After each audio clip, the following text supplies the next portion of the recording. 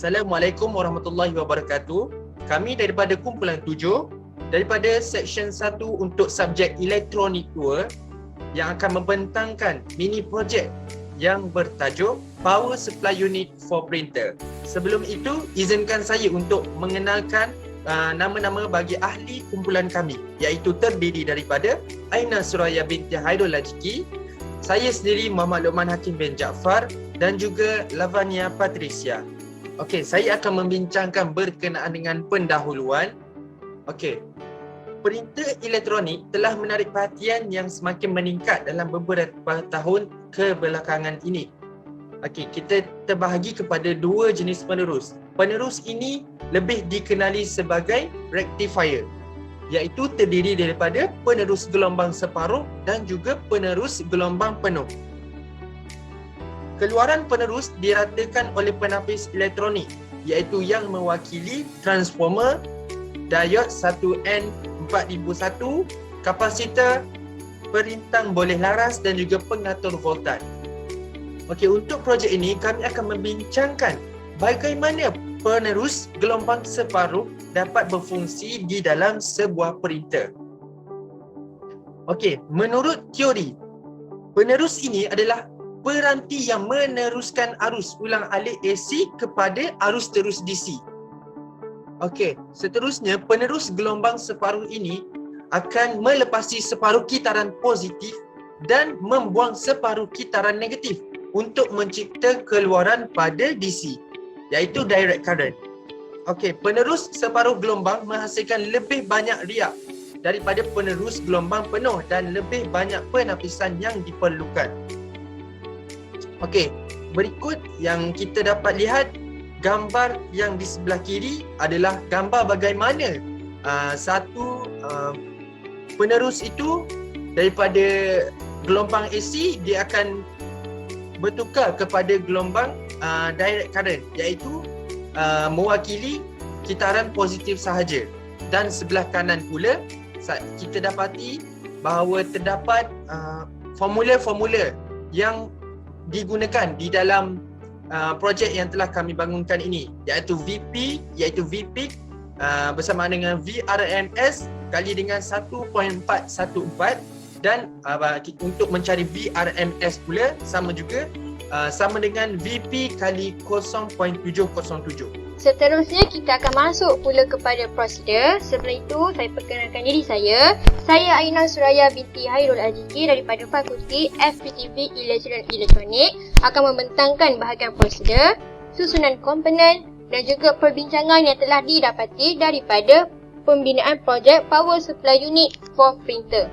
Jadi pertama sekali saya akan menerangkan prosedur yang boleh dilakukan dan saya akan terus pergi kepada susunan komponen di dalam multisim. Jadi mudah kita nak faham sambil kita melakukan susunan komponen ini. Okey, yang pertama, antara komponen yang digunakan semasa melakukan power supply unit for printer ini adalah yang pertama, power supply, yang kedua transformer, yang ketiga diode, 1N4001, yang keempat kapasitor, yang kelima IC regulator LM7809, yang keenam resistor, yang ketujuh adjustable resistor iaitu potentiometer, yang ke-8 one single pole single throw switch, yang ke-9 5 oscilloscope dan yang terakhir ground. Okey, kita terus pergi kepada pencarian komponen yang telah saya senaraikan tadi. Pertama kita cari transformer. Transformer ialah 1P1S. Okey. Yang kedua kita ambil power supply iaitu AC power. Okey. Seterusnya kita ambil diode 1N4001. Okey, di sini nanti kita akan susun semua komponen ini. Seterusnya kita ambil kapasitor. Okey, kita ambil yang ada bahagian positif dan juga negatif. Okey, yang ini. Kemudian kita ambil IC regulator LM7809 bersamaan dengan 9 volt. Okey. Ni. Kemudian resistor. Okey. Kemudian potentiometer. Okey. Kita ambil yang boleh dilaraskan sama ada 100% ataupun 0%, iaitu minimum dan juga maksimum. Okey, kemudian kita ambil single pole single throw. Okey. Kemudian 5 osiloskop di sini ya, osiloskop. Okey, ni osiloskop. Nanti kita akan susun osiloskop pada bahagian terakhir. Sebelum tu kita akan delete dulu. Dan yang terakhir ground. Okey, ground. Ini adalah ground. Jadi kita akan mulakan dengan susunan komponen.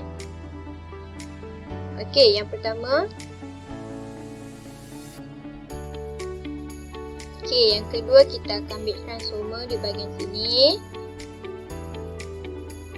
Okey. Tepikan dulu. Yang ketiga kita akan ambil diode. Okey, yang keempat kita akan ambil single pole single throw. Kita akan jadikan dia menegak. Okey, seperti ini. Dan kita akan ambil ni kapasitor secara sesiri, okey. Secara sesiri. Okey, kemudian kita akan ambil LM. Ni kita alihkan dulu. Kita akan terus pergi kepada LM. Dan kita akan pergi kepada resistor. Resistor kita akan buat dia sebagai menegak juga. Dan yang terakhir potentiometer. Okey, potentiometer pun secara menegak.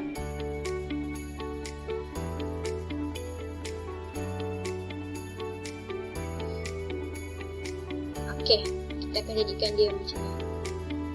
So, kita akan mula bahagian susunan.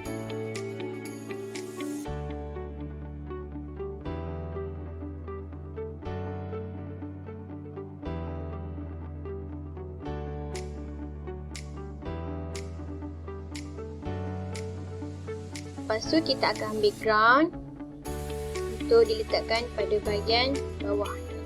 Jadi kita akan susun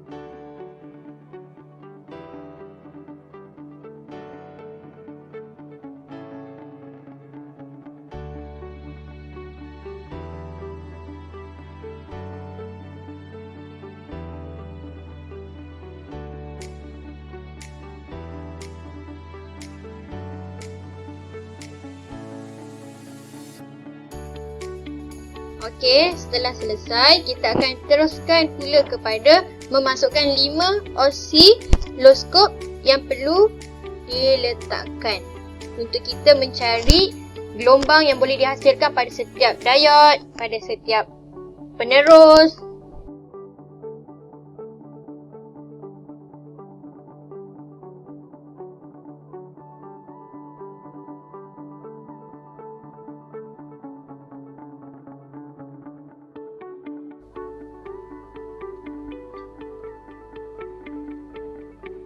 Okey, kita akan ambil ground.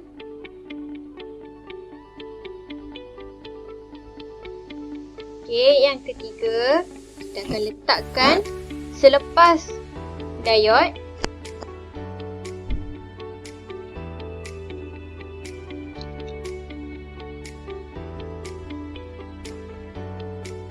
Kelima, kita akan letakkan selepas kepada kapasitor.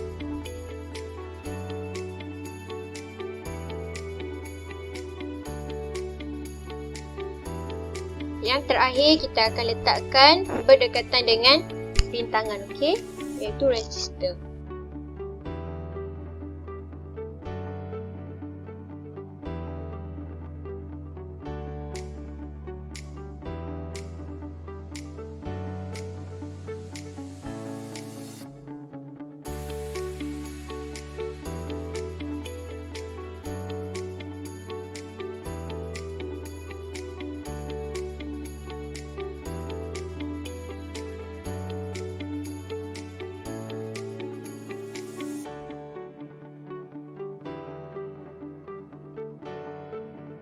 Okey, ini adalah setiap susunan yang perlu diletakkan supaya dapat mencari gelombang-gelombang yang boleh dihasilkan daripada litar ini.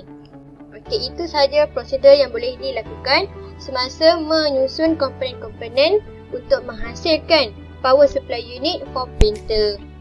Jadi dengan itu, kawan saya akan menerangkan bahagian seterusnya iaitu penghasilan gelombang dan juga pengiraan calculation dan juga simulation setelah melakukan litar ini. Selamat sejahtera kepada doktor, saya Lavanya dan seterusnya saya akan membentangkan bagi mengenai keputusan bahagian bentuk gelombang yang dihasilkan oleh litar power supply printer. Jadi jika dilihat seperti dalam slide, terdapat 4 bentuk gelombang yang telah dikenal pasti dan juga telah dibandingkan bersama pembelajaran teori. Dan pertama sekali ialah bentuk gelombang full wave, iaitu sebelum step down transformer digunakan dan juga selepas transformer digunakan. Bentuk kedua pula ialah bentuk half wave dan ketiga pula ialah bentuk beriak ataupun seperti small ripple. Dan bentuk terakhir ialah bentuk lurus apabila voltan DC distabilkan. Jadi sekarang saya akan menunjukkan dengan lebih terperinci melalui simulasi multisim bagi keluaran bentuk gelombang. Jadi ini merupakan simulasi yang telah dilakukan dalam multisim untuk melihat bentuk keluaran gelombang dan 5 osiloskop telah dipasang pada 5 tempat untuk melihat bagaimana keluaran pada setiap peringkat keluaran gelombang tersebut. Jadi osiloskop pertama disambungkan pada bahagian di mana sebelum step down transformer digunakan dan osiloskop kedua pula digunakan selepas transformer digunakan. Osiloskop tiga pula diletakkan pada bahagian selepas diode yang berfungsi sebagai rectifier dan osiloskop keempat pula diletakkan selepas kapasitor digunakan. Dan yang terakhir ialah diletakkan di bahagian selepas regulator dan juga perintah. Selepas setiap osiloskop dipasang, ground juga diletakkan.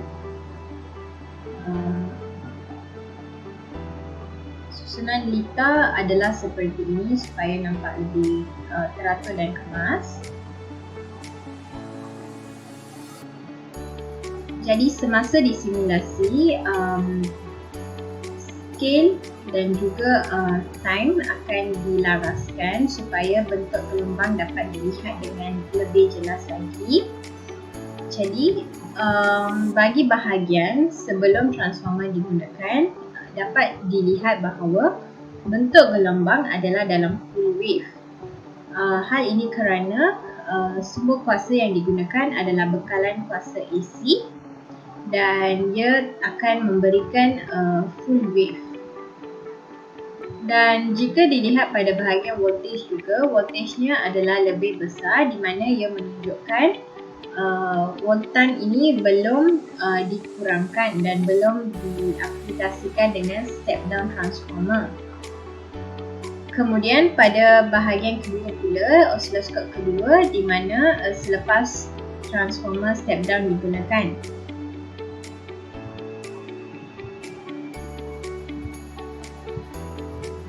Dan dapat dilihat selepas bahagian scale dilaraskan, dapat dilihat bentuk gelombang masih dalam keadaan full wave kerana masih bekalan kuasa AC dibekalkan. Dan juga jika dilihat pada bahagian voltannya telah pun kurang berbanding dengan voltan sebelum transformer digunakan. Seterusnya adalah osiloskop ketiga di mana bentuk gelombang ini diukur selepas diode di mana diode ini berfungsi sebagai rectifier. Jadi hasilnya berbentuk seperti small ripple kerana switch pada kapasitor adalah ditutup. Bermaksud kapasitor dalam keadaan digunakan dan oleh itu garis voltan lebih distabilkan. Bentuk gelombang yang sama juga boleh didapati pada bahagian osiloskop keempat di mana ia disambung kepada selepas kapasitor digunakan. Jadi jika dilihat juga kedua-dua bentuk gelombang ini berbentuk seperti small ripple kerana kapasitor dalam keadaan digunakan kerana switch tutup. Dan jika switch dibuka bermaksud kapasitor tidak akan berfungsi, di mana kapasitor berfungsi sebagai penapis. Jadi apabila switch dibuka, bentuk gelombang pada osiloskop ketiga dan keempat akan berubah menjadi dalam half wave, di mana ia akan disambung daripada rectifier, di mana bentuknya akan menjadi half wave sebelum ditapiskan dengan menggunakan kapasitor. Pada osiloskop kelima pula ialah untuk melihat voltan terakhir iaitu voltan arus terus. Jadi apabila disimulasi, didapati voltan arus terus dalam keadaan lurus, garis lurus, di mana bermaksud selepas regulator digunakan, voltan arus terus dapat distabilkan pada akhir sekali. Jadi dengan ini dapat disimpulkan arus terus yang stabil dapat dihasilkan bagi bekalan kuasa untuk perisian seperti sebuah printer. Okey, seterusnya saya akan sambung untuk mini projek yang telah dibangunkan. Okey, untuk bahagian ini saya akan menceritakan bagaimana untuk mendapatkan voltan pada nilai A, B, C dan juga D. Okey, sebelum itu saya akan tunjukkan bagaimana untuk mendapatkan nilai maksimum dan juga minimum bagi voltan keluaran di dalam data ini. Okey, saya akan menggunakan multimeter yang nombor 4 ini yang mewakili SMM4. Apabila saya run,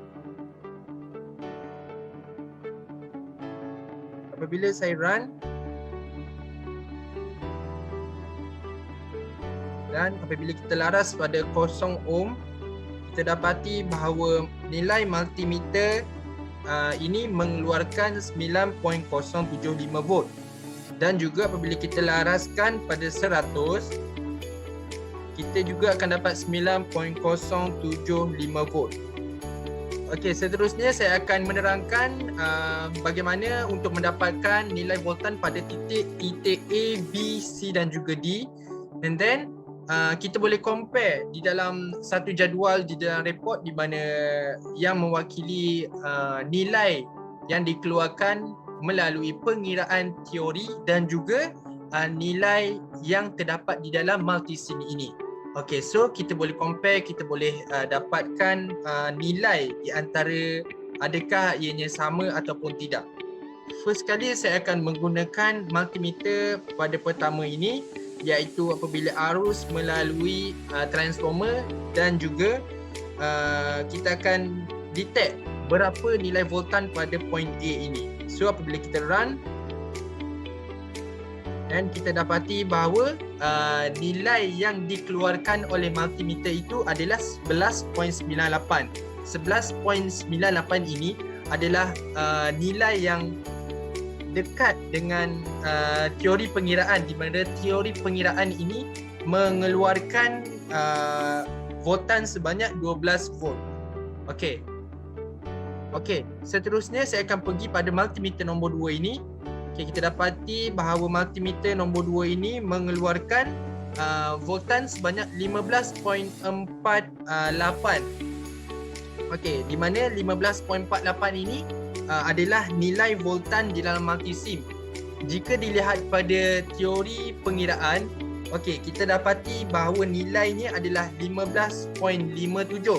Tapi kita dapati bahawa di dalam multisim ini adalah 15.48. So nilainya ada sikit-sikit perbezaan tu. Okey, seterusnya kita akan pergi lihat pada nilai voltan pada C pula. Okey, kita dapati bahawa voltan C ini mengeluarkan 9.075 volt. di mana di dalam teori pengiraan kita dapati bahawa voltannya adalah 9 volt. Dan sama juga seperti multimeter nombor 4 ini, dia akan mengeluarkan 9.075 volt juga, di mana ianya sama seperti point C, dan ianya juga sama seperti di dalam pengiraan teori. Di pengiraan teori kita dapati bahawa nilainya adalah 9 volt. Tetapi di dalam multisim kita dapati bahawa nilainya adalah 9.075 volt. So ini adalah rekan-rekan. Okey, kita teruskan lagi dengan perbincangan. Bersama saya, Aina Suraya binti Hairul Aziki. Jadi, apakah itu perbincangan? Perbincangan adalah salah satu hasil dapatan daripada kumpulan kami sendiri apabila membina projek Power Supply Unit for printer. Okey, printer bahasa Melayu dia adalah mesin pencetak. Jadi, apakah itu mesin pencetak? Mesin pencetak adalah salah satu alat elektronik yang memerlukan kuasa elektrik bagi tujuan menghidupkan pencetak. Ianya bertujuan khas bagi memudahkan seseorang untuk mencetak sesuatu dokumen yang mempunyai isi kandungan yang sama sebanyak yang boleh. Okey. Kemudian penggunaan aplikasi mesin pencetak ini juga adalah sangat berkait rapat dengan penggunaan penerus separuh gelombang. Bahasa Inggeris adalah half wave rectifier. Okey, ianya dapat menukarkan sebanyak 170 VAC bersamaan dengan 120 VRMS dan ditukarkan kepada 9 volt keluaran sahaja. Kenapa 9 volt? Kerana IC regulator yang telah digunakan adalah LM7809. Seterusnya ialah Raja 1. Okey, Raja 1 ini adalah menunjukkan negatif 120.974 VRMS bersamaan dengan 71.083 VAC. Di sini kalau kita dapat lihat di channel A ialah negatif 120.974 volt. Ianya telah dikeluarkan daripada gelombang melalui step down transformer. Kalau kita lihat daripada multisim, okey, di sini sebelum ianya melepasi transformer ada satu osilator yang boleh mengeluarkan gelombang dan gelombang tersebut, dan ini adalah VRMS yang telah dikeluarkan daripada gelombang tersebut. Okey. Nisbah yang digunakan adalah 10:1 bersamaan dengan 2. Nisbah antara step down dengan step up. Okey, jadi apabila bekalan kuasa 170 VAC dibekalkan ke masukan ke step down tersebut, hasil keluaran gelombang adalah berada pada kedudukan titik ujian A dan juga ujian B. Okey, ini adalah titik ujian A dan juga ujian B. Bila kita letak titik A dan juga titik B, di sinilah keluaran gelombang tersebut seperti yang telah dinyatakan di dalam slide. Okey. Jadi, hasil dapatan keluaran voltan tersebut adalah menghampiri nilai sebenar pengiraan iaitu 170 VAC, iaitu 120 VRMS. Okey. Kedua pula ialah ini adalah hasil apabila telah melepasi step down transformer tersebut. Okey. Ini adalah hasil gelombang yang telah dikeluarkan pada slide sebentar tadi. Ini adalah titik C dan juga titik D. Okey. Transformer menurunkan bekalan AC sebanyak 170 VAC kepada 17 VAC. Okey. Kenapa 170 VAC jadi 17 VAC? Sebab berlakunya nisbah 10, nisbah 1 tadi. Jadi 170 akan dibahagikan dengan 10 dan dapat 17 VAC tersebut. Okey, keluaran daripada transformer adalah 17 VAC seperti pada titik ujian C dan D. Seperti saya cakapkan tadi, titik C dan D di sini. C dan D. Okey, Raja 2 ini merupakan hasil keluaran gelombang selepas melalui step down transformer. Dan sebanyak 7.844 VRMS bersamaan dengan 11.093 VAC adalah nilai keluaran voltan yang telah dipaparkan pada perisian multisim. Seperti yang saya cakapkan tadi, daripada 170 VAC akan jadi 17 VAC. Jadi dekat multisim ini, kami dapat dalam nilai 11.093 VAC. Dan nilai tersebut adalah berhampiran juga dengan 17 VAC tersebut. Okey. Ianya menunjukkan terdapat pengurangan voltan yang berlaku antara sebelum melalui transformer dan selepas melalui transformer. Walaupun gelombang berbentuk sama, tetapi voltan pada channel A, voltan VRMS pada channel A adalah berbeza. Sebelum ni, voltan adalah tinggi dan selepas melalui transformer, ianya akan menjadi turun sebanyak 10. Kerana nisbah 10, nisbah 1 tersebut. Okey. Rajah ketiga pula, kita akan masuk pada rajah ketiga. Okey, kita pergi ke multisim. Lita disambungkan kepada diod yang berfungsi, okey, ini adalah diod yang berfungsi sebagai penghad dan hanya membenarkan kitar positif sahaja pasi diod dan menghalang kitaran negatif. Okey, hasil keluaran akan mengeluarkan gelombang separuh kitaran positif seperti di titik ujian E dan juga F. Okey, ini adalah titik ujian E dan ini adalah titik ujian F. So, bila kita letakkan titik tersebut, ini adalah hasil gelombang yang telah dikeluarkan daripada diod tersebut. Okey, jadi apabila diod pincang hadapan digunakan, maka ianya akan membenarkan voltan AC untuk bergerak ke bahagian seterusnya. Rintangan beban telah disambungkan secara bersiri dengan kapasitor dan juga single pole single throw switch. Mana single pole dan single throw switch? Okey, ini adalah single pole dan single throw switch. Kita boleh on, kita boleh off. Ini adalah fungsi single pole dan juga single throw.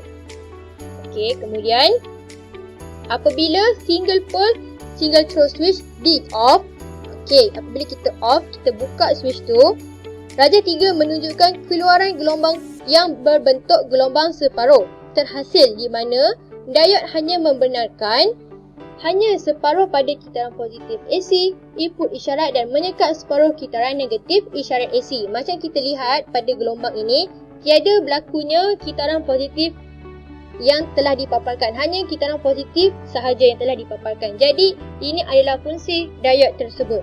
Dan ini adalah hasil gelombang apabila kita meletakkan sesuatu titik kepada selepas diod. Okey. Seterusnya kita akan masuk pula kepada rajah yang keempat. Okey, lita akan disambung pula ke lita kapasitor. Ianya adalah berfungsi sebagai lita penapis untuk mengurangkan serta menghaluskan gelombang keluaran voltan walaupun secara tidak sepenuhnya. Walaupun ianya tidak secara sepenuhnya menjadi titik straight line, ianya masih mengeluarkan gelombang yang berbentuk ripple. Ini adalah yang dinamakan ripple. Okey, mana dapat hasil gelombang tersebut?